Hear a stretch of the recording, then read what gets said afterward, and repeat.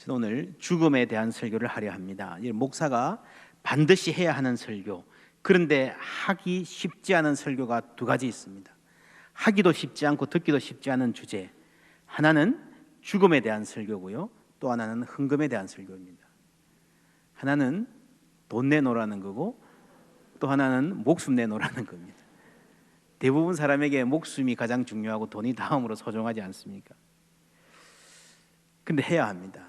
이런 헌금 설교도요, 너무 자주 하는 것도 별로지만 전혀 안 하는 목사도 좋지 않습니다. 책임을 방기하는 것입니다. 죽음에 대한 설교는 더욱 그렇습니다. 목회자의 가장 큰 책임은 성도들이 소망 가운데에 품위 있게 그리스도인답게 죽음을 맞이할 수 있도록 준비시키는 것입니다. 제가 포항제일교회 담임 목사로서 꼭 하고 싶은 사역들 몇 가지가 있는데, 그 중에 하나가 죽음 준비 교육입니다. Well dying class, 잘 죽기 학교라고 할 수 있을까요? 여러분, 죽음 그러면 어떤 이미지가 있습니까? 우리가 사는 동안에 인류가 오랫동안 간직해온 죽음의 이미지가 많이 바뀌었습니다. 저희들 어릴 때만 하더라도요, 집에 한 방에서 할아버지 누워 계시면 가족들이 모여서 손 붙잡아 드리고 다리도 주물러 드리고 울기도 하고 찬송도 하고 마지막 당부도 하고, 그런 장면이 떠올랐습니다. 지금은요, 그런 죽음의 이미지가 완전히 사라졌습니다. 인공호흡기, 그죠? 팔다리에 꽂고 얼굴도 안 보이고 대화도 못 합니다. 많은 경우에 이미 혼수 상태가 오래되었습니다. 눈은 사람이 아니라 의사들이 붙여놓으신 계기판, 그죠? 그래프 보고 있습니다. 이런 식의 죽음, 그런 이미지, 그런 과정에 대해서 문제의식을 가진 분들이 많이 있습니다. 서울 제1병원과 미즈메디 병원 설립자인 고 노경병 박사, 환자 수술을 하다가 C형 간염에 감염되었습니다. 상황이 악화되자 당시 미즈메디 병원 원장인 아들이 간 이식하시라고 권합니다. 그런데 거부했습니다. 오래 사는 게 중요하지 않다, 그러면서 죽을 준비를 시작했습니다. 죽는 것은 나다, 그러니까 어떻게 죽을지는 내가 결정하겠다. 심폐소생술, 인공호흡 등 어떠한 인위적 생명 연장 치료 하지 마라 당부했습니다. 그리고 지인들에게 일일이 전화 걸어서 그동안 고마웠다라는 안부를 전합니다. 마음에 불편함이 남아있던 사람들도 있었겠죠.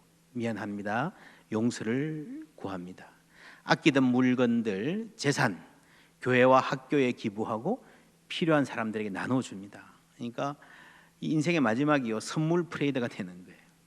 문병 온 사람들한테는 내가 천국 먼저 가보고 좋으면 부를게 라고 농담도 해가면서, 마지막 입원할 때 고통받고 싶지 않다 하면서 재차 연명치료 중단을 못 박았고, 열흘 후에 아들 셋의 손에 자신의 손을 포갠 상태로 79세의 나이로 편안하게 세상을 떠났습니다.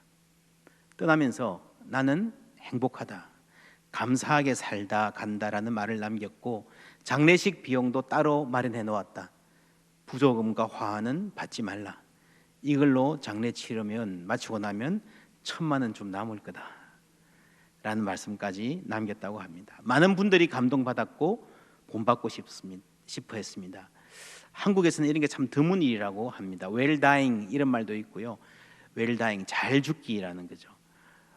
죽음의 퀄리티, 죽음의 질이라는 말도 많이 합니다. 요즘에는요, 전 세계를 비교해서 이 죽음의 질, 퀄리티가 어느 만큼 높은가, 어느 만큼 품위 있게 죽을 수 있는 나라, 이렇게 통계낸 것도 있습니다. 영국 이코노미스트 연구소가 40개국 대상으로 조사했는데 한국은 32위, 최하위 수준입니다.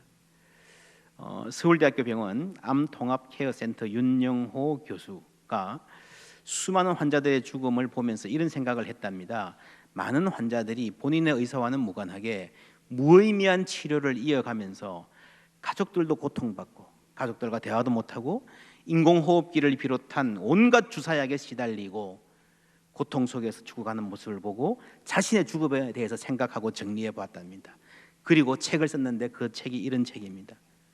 나는 한국에서 죽기 싫다. 깜짝 놀랄 제목입니다. 그런데 이걸 의사가 썼습니다. 그런데 이 말에 상당히 공감이 간다는 사실을 부인할 수 없습니다. 저는 이런 책 제목을 한번 생각해 보았습니다. 나는 그리스도 안에서 죽고 싶다. 한국 안에서는 별로인지 모르지만요, 여러분, 한국이든 미국이든 동남아든 아프리카든 바울처럼 로마 감옥에서 죽어간다 하더라도 그것이 그리스도 안에서 죽는 것이라면 다를 수 있지 않을까요? 바울은 오늘 말씀에 자신의 죽음을 앞두고 마음으로 잘 준비하고 있습니다. 준비된 죽음의 한 모범을 보여줍니다. 바울이 자신의 죽음을 묘사한 두 가지 그림이 있습니다. 6절 함께 읽습니다. 전제와 같이 내가 벌써 부어지고 나의 떠날 시각이 가까웠도다. 한 그림은 전제, 드링크 오프닝입니다. 이 이미지가 아주 확 다가옵니다. 제사를 지낼 때에 짐승 제물을 두고 그 위에 포도주를 붓습니다. 붉은 포도주가 쏟아지는 그 그림. 지금 바울은 로마 감옥에 있습니다. 재판을 앞두고 있습니다. 황제에게 상소했기 때문에 네로 황제에게 재판을 받게 될 것입니다. 여기서 사형을 언도받고 참수당해 죽을 가능성이 대단히 높습니다. 자신의 피가 솟구쳐서 바닥에 떨어지는 그 장면을 제물 위에, 하나님께 드리는 제물 위에 빨간 포도주를 붓는 이미지로 상상하고 있습니다. 벌써 부어지고 임박했다는 말입니다. 내가 준비가 됐다는 말입니다.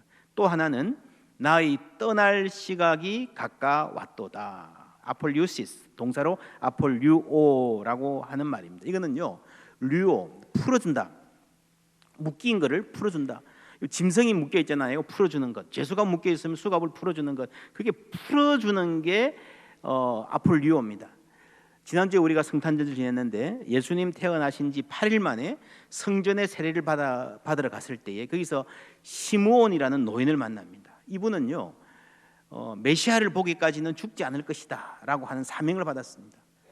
근데 본인은 하나님께 가고 싶은데 기다려야 되는 거예요. 저기서 성전에서 멀리 보니까 어떤 젊은 부부가 아기를 안고 오는데요, 메시아라는 걸 알게 되었습니다. 그때 이 시므온이 한 아주 유명한 기도가 있습니다. 주제요, 이제는 말씀하신 대로 종을 평안히 뭐라고요? 놓아주시는도다. 풀어서 이제는 자유다 라고 하는, 이제는 이 세상에 참 고된 삶이 드디어 끝나게 해주셔서 감사합니다, 놓아주시는도다 라고 기도했습니다. 이 아폴리오라는 말은요, 또 이런 경우에 쓰입니다. 이게 뭡니까? 배를 닻으로 묶어 놓았습니다. 요거를 푸는 거예요. 풀면 뭡니까? 배가 출항하는 겁니다. 그래서 바울이 나의 떠날 기약이 가까웠다라는 말은 내가 출항할 때가 가까웠다라는 말입니다. 여러분, 죽는 것은요, 내 존재가 썩어서 없어지는 것이 아니라 삶의 다른 단계를 향해 소망 중에 나아가는 것입니다. 여러분, 그려지십니까? 바울의 두 그림. 하나는 뭡니까? 전제, 피가 솟구치는 장면. 또 하나는 뭡니까? 출항입니다. 출항. 여러분, 소망의 항구를 향해서 떠나는 것입니다. 이 출항을 아주 멋지게 표현한 영화가 있습니다. 지난주에도 말씀드렸는데 반지의 제왕, 그 장면 한번, 여러분, 그 반지의 제왕에서 주인공 3권의 3편 마지막 편의 마지막에 나온 장면입니다. 주인공이 이 세상을 떠나는 장면을 이렇게 표현했습니다. 죽음은 출항입니다. 이 할아버지 간달프가 말했듯이 이쪽 해안에서의 일정이 끝났기 때문에 다음 일정을 위해서 다음 저쪽 해안으로 건너가는 것입니다. 이 마지막에 프로도 떠나는 사람이 웃는 모습 보셨죠? 우리도 떠날 때 그렇게 떠날 수 있으면 좋겠습니다. 가족 중에 떠나는 분이 계시면 우는 것 괜찮습니다. 여기서도 그랬잖아요. 모든 눈물이 다 나쁜 거 아니다. 그러나 여러분, 그 눈물이 바닥 없는 슬픔이 아니기를 바랍니다. 영원한 삶이 있는 것을 아는 사람은 그 영원한 가치에 비추어서 걸어갈 수 있습니다. 믿음의 길을 갈 수 있습니다. 그래서 죽음에 대한 생각이 우리의 삶을, 오늘의 걸음을 결정합니다. 바울이 어떻게 살았습니까? 7절 말씀 함께 읽습니다. 나는 선한 싸움을 싸우고 나의 달려갈 길을 마치고 믿음을 지켰으니. 선한 싸움, 이제 레이스가 끝나갑니다. 여러분, 죽음은 인생의 마지막 끝이 아니라 인생의 싸움의 완성입니다. 나의 달려갈 길을 마치고 믿음을 지켰으니. 이 장면, 마라톤 선수가 42.195km 다 달리고 기진했지만 기쁜 마음으로 마지막 스테디움에 들었을 때의 그 장면 눈에 그려지십니까?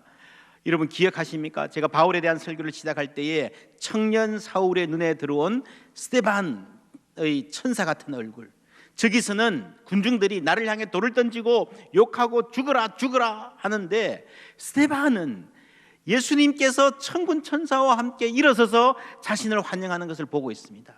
그 천사의 얼굴, 바울이 아무리 해도 이해할 수도 없고 따라잡을 수도 없는, 그게 너무 부러웠는데 이제 바울이 그 자리에 와 있습니다. 바울이 변화되었고 그 인생이 완성되는 것입니다. 잘 살았습니다. 그랬기에 소망 중에 떠날 수 있습니다.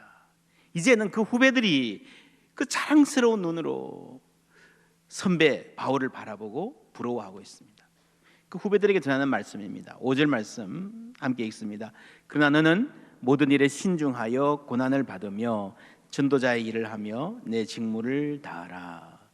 신중하라, 근신하라라는 말도 번역되기도 하는데 대략 두 가지 정도의 뜻이 있습니다. 하나는 술 취한 상태가 아닌 것, 술 취하지 말라, 똑바른 정신으로 살아라 하는 거고요. 또 하나는 졸지 않는 상태, 깨어있는 정신으로 살아라는 말입니다. 종합하면 맑은 정신으로 또렷한 의식을 갖고 살라는 말입니다. 이게 왜 필요한가? 여러분, 이 세상이 제 정신대로 우리를 살도록 내버려 두지 않기 때문입니다. 3절 말씀 보시면요, 때가 이르리니 사람이 바른 교훈을 받지 아니하며 뭐가 가려워서요? 귀가 가려워서 자기의 사욕을 따를 스승을 많이 두고. 여러분, 스승은 뭐예요? 스승은 내가 따라가는 거예요? 나를 따르는 거예요? 내가 따라가는 거죠. 그래야 스승입니다. 스승은 나를 교정해줘야 되고요, 잘못 가면 알려줘야 되고요, 때로 따끔하게 지적해 주어야 스승입니다. 그런데 나를 따를 스승, 무슨 말입니까? 그것도 나의 냉철한 판단, 숙고한 결정을 따르는 게 아니라 자신의 욕심을 따른다는 겁니다. 왔다 갔다 하는 내 욕심, 그런 스승을 둔다는 거예요. 그것도 한 명 둔다 그래요? 아니요. 그런 스승을 많이 둔다. 무슨 말입니까? 여러분, 학교 다닐 때에, 고등학교 다닐 때 공부 못하는 아이들의 특징은 뭔지 아십니까? 집에 가면 영어고 수학이고 참고서가 많습니다. 공부하다가 1장 2장 하다가 이거 안 되겠다 집어치우고 포기하고 좀 또 다른 책 또 사고 또 사고요. 그 집에 가면 완전히 서점이야. 하나라도요, 책이 다 비슷비슷해요. 똑바로 공부하면 공부는 되게 돼 있습니다. 스승을 많이 둔다라는 말이요, 이런 말이에요. NRSV를 보면 이렇게 나옵니다. They will accumulate for themselves teachers. 정말 재밌는 말입니다. 원어 그대로 번역한 거예요. 스승을 accumulate, 막 쌓아둔다는 거예요. 스승을 쌓아둔다, 참고서 쌓아두듯이 하나도 제대로 따르지 않고. 여러분, 내 욕심을 따라서 사람들이 살다 보면요, 이거 하다 보면 저거 좋아 보이고요, 저거 하다 보면 이게 맞아 보입니다. 그렇게 산다는 거예요. 이거 하다 보면 힘들 때 포기해버리고요, 이거 하다가 또 불안하면 또 다른 거 붙잡는 거예요. 여러분, 세상에 온갖 이론과 학설이 인간의 나약함을 부추기고 죄악을 감추고 진리를 회피하게 합니다. 절대적인 진리란 없다라고 부정하는 시대, 상대주의의 시대, 포스트 모더니즘의 병통. 무슨 병인지 아십니까? 귀병이에요, 귀병. 뭐가 가렵다고요? 귀가 가렵다. 스승을 이만큼 쌓아놓고 너도 옳다, 저것도 옳다, 저것도 맞다. 그러니까 여러분, 인생이 우왕좌왕하는 겁니다. 인생의 목표를 제대로 정해놓고 똑바로 올곧게 한 길을 갈 수가 없는 겁니다. 좀 힘들면 포기하고 도망가고 바꾸고 회피하고 배신하고. 나의 비겁함과 게으름을 합리화할 수 있는 논리는 세상에 얼마든지 있습니다. 스승을 쌓아놓았으니까요. 그 중에서 하나 당연히 찾을 수 있죠. 저는 5절을 이렇게 의역해 보았습니다. 맑은 정신으로 사십시오. 힘든 시간이 있어도 회피하지 말고 견디십시오. 전도자로 부름받은 사명에 충실하십시오. 맑은 정신은 내 인생의 사명을 충실하게 신실하게 수행하도록 만들어줍니다. 힘든 일이 있다고 회피하거나 도망가지 않고 묵묵히 그 자리에서 견뎌낼 수 있는 힘을 줍니다. 그래서 바울은 맑은 정신, 밝은 눈으로 앞날을 내다보고 있습니다. 그 바울의 눈에 무엇이 보였는가? 8절 말씀 함께 읽습니다. 이제 후로는 나를 위하여 의의 면류관이 예비되었으므로 주 곧 의로우신 재판장이 그날에 내게 주실 것이며 내게만 아니라 주의 나타나심을 사모하는 모든 자에게도니라. 이제 후로는, 여러분 바울은 지금 죽음을 앞두고 있습니다. 그런데 하는 말이 이제 후로는 내일이 있다는 거예요. 지금부터 시작되는 삶이 더 기대된다는 말입니다. 여러분 이것은 예수 밖에서는 불가능한 삶입니다. 세상에서는 할 수 없는 말입니다. 죽을 사람이 후로는 어디 있어요? 여러분 세상에서 아무리 떵떵거리고 살아도, 부와 명예와 권세를 누리고 살아도 절대 할 수 없는 말입니다. 아무리 화려하고 멋지게 살았어도, 아니 화려하게 산다고 했기에 죽음은 더 두렵고 그 앞에서 더 허무한 것입니다. 바울은 죽음을 눈앞에 두고도 말합니다. 이제 후로는, 여러분 이 말의 뉘앙스 감이 오십니까? 어떤 청년이 아르바이트하고 고생하면서 취업 준비하다가 드림잡, 꿈의 직장에 합격했어요. 첫 출근 기다립니다. 뭘 입고 갈까? 백화점에 가서 양복도 사고 구두도 골라보고, 첫 월급 받으면 부모님 선물은 뭘 할까? 설레이는 마음으로 첫 출근을 기다리는, 그럴 때 하는 말이 뭡니까? 이제 후로는. 바울이 지금까지도 하나님의 은혜로 살았지만 사실 힘들었습니다. 고문받고 맞아서 터지고 온몸에 상한 곳이 없고 염려와 근심이 많은 세상이었습니다. 다 내려놓고 이제 눈앞에 펼쳐질 새로운 삶을 바라보면서 이제 후로는 이라고 말합니다. 여러분 그리스도인에게 죽음은 끝이 아닌 줄 믿습니다. 그리스도께서 우리에게 영원한 생명을 주셨기 때문입니다. 잠시 눈을 감았다가 뜨면 그 너머에 더욱 빛나는 삶이 우리를 기다리고 있을 것입니다. 죽음은 이 해안에서의 일정을 마치고 다음 일정을 향해서 소망의 항해를 떠나는 것입니다. 햇살 가득 받아가면서 부푼 돛에 기쁨을 가득 안고 가슴을 설레이면서 붕 백고동 올리며 외치는 주랑이다. 여러분 거기에 우리 주님 기다리고 계실 것입니다. 우리를 환영해 주시고 안아 주실 것입니다. 면류관 주실 것입니다. 바울은 이 말을 하면서 주 곧 의로우신 재판장이라고 했습니다. 의로우신 재판장, 이 말은 여러분 주님이 그냥 하지 않고요, 주 곧 의로우신 재판장이라고 하는 설명을 굳이 넣은 이유는, 의로우신 재판장이라는 말이 초대교회 교인들에게는요 정말로 소중한 신앙이었기 때문이에요. 왜냐하면요 이 세상 재판이 의롭지 못했기 때문입니다. 오랫동안 이방의 압제, 의롭지 못한 재판에 시달렸습니다. 과부의 가산을 삼키고 고아의 재산을 탈취하고 가난한 자, 의로운 자를 압제하는 기득권 세력의 편에 선 재판장들이 가득했습니다. 누가복음에 보면 예수님도 기도를 가르치면서 가난한 과부의 소원을 들어주지 않는 불의한 재판관 예를 들기도 하셨습니다. 여러분 재판관이 불의하다는 것은요 이 세상 전체가 공평하지 않다는 겁니다. 이 세상 전체가 우리가 합당한 대우를 해주고 있지 않다는 겁니다. 여러분 지금 바울은 재판을 앞두고 있습니다. 사형 판결을 받을 가능성이 대단히 많습니다. 재판장이 누굽니까? 바울은 가이사 시저에게 상소했습니다. 네로 황제. 여러분 재판을 앞두면 관심이 어디로 갑니까? 대부분의 사람은 이 재판장이 완전히 그 마음을 장악해 버립니다. 우리가 어떤 문제가 있으면 그 문제에 완전히 장악됩니다. 요즘에 특별히 여러분 인터넷이 발달돼 가지고 좀 아프다 그러면요, 어디가 아프다 그러면 그 병명 막 밤새서 인터넷 찾아보잖아요. 그러면 뭐 뭐 어떨 때는 뭐 누가 나았다더라 그러면 또 뭐 기뻐하고 또 안 좋은 소식 들리면 또 뭐 절망하고요. 그 문제에 오히려 정보의 바다에서 익사하게 생겼어요. 조그만 문제라도 있으면 우리는 그 문제에 장악되어 버립니다. 그런데 지금 바울은 재판관 네로의 한마디에 죽고 사는 상태입니다. 보통 사람 같으면요, 그 마음을 네로가 완전히 장악하고 있는 거예요. 그가 어떤 사람일까? 그가 어떤 판결을 내릴까? 어떤 성격일까? 요즘 컨디션은 어떨까? 밤낮 네로를 묵상하는 거예요. 아침에 일어나면 네로의 얼굴이 팍 보이고, 밤에 잘 때도 막 네로의 발자국 소리가 왔다 갔다 하고요. 그런데 바울은 그렇지 않았습니다. 이 세상 재판관이 아닌 그 위에 있는 의로우신 재판장, 내 인생의 참 의미를 공의롭게 판결해 주실 분이 계시다는 것을 알았기 때문입니다. 여러분, 자신의 인생이 황제 네로의 손에 있지 않다는 것을 알았습니다.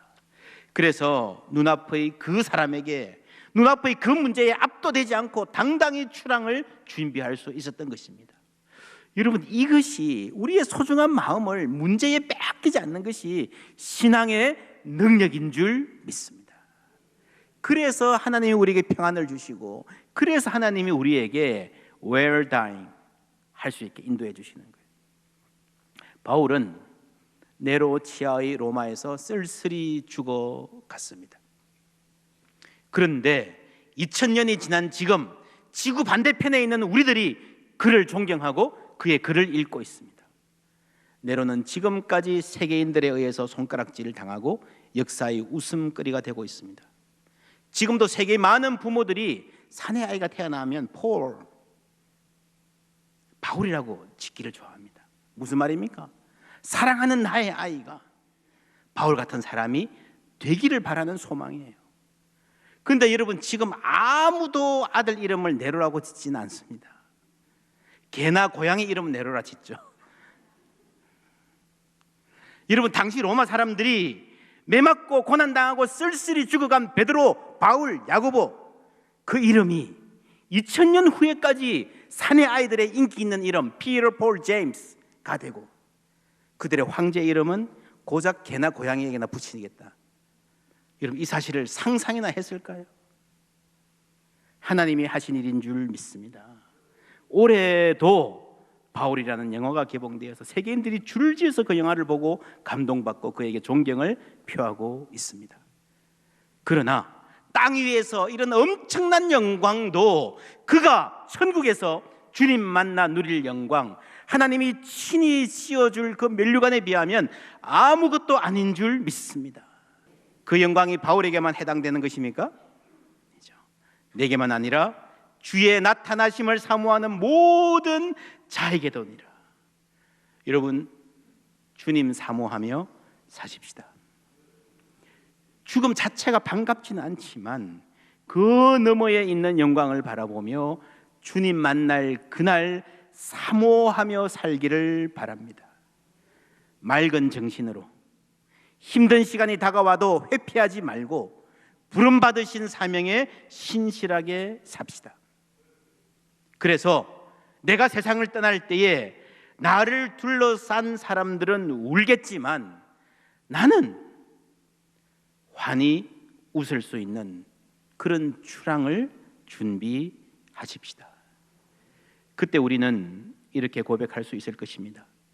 나는 선한 싸움을 싸우고 나의 달려갈 길을 마치고 믿음을 지켰으니 이제 후로는 나를 위하여 의의 면류관이 예비되어 있음을 믿습니다.